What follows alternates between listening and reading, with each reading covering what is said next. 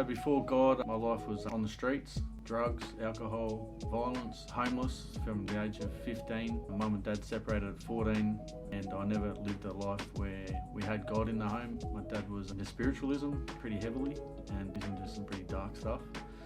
And thankfully as kids we weren't involved, but we knew that it was there.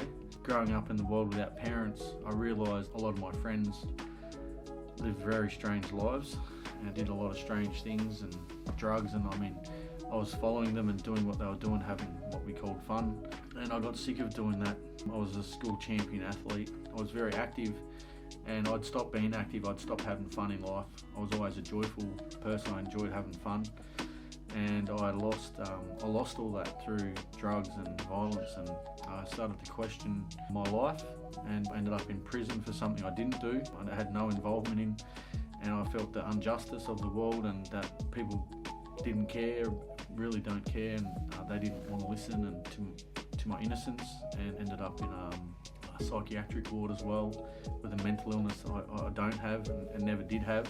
But the medication that they gave me sent me a little bit crazy, and I started having delusions and stuff and delusional thoughts, and I just felt very burdened and abandoned and lonely and all that sort of stuff, and I had no one. There was no love, there was no trust, there was just anger and violence everywhere, and I was actually going to end my life at 19, and I just felt like there was enough. I'd had enough. I was contemplating how, experimenting, and then this voice reminded me of a situation when I met these two Maori guys who were talking about God and the devil.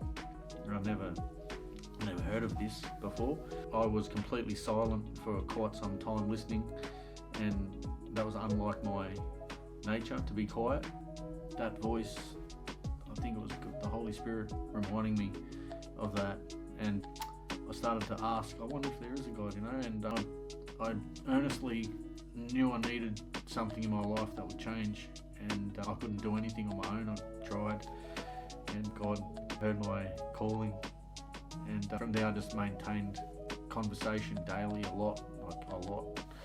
If I was walking down the street, I would in my head be talking to God, asking him continual questions about life and my life and other people, why they like this and why is life like this, and God would eventually answer at some point and help me understand things a lot of people don't understand even.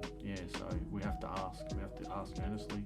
I learned, and God eventually told me that he had plans for me, and that there was people out there just like me.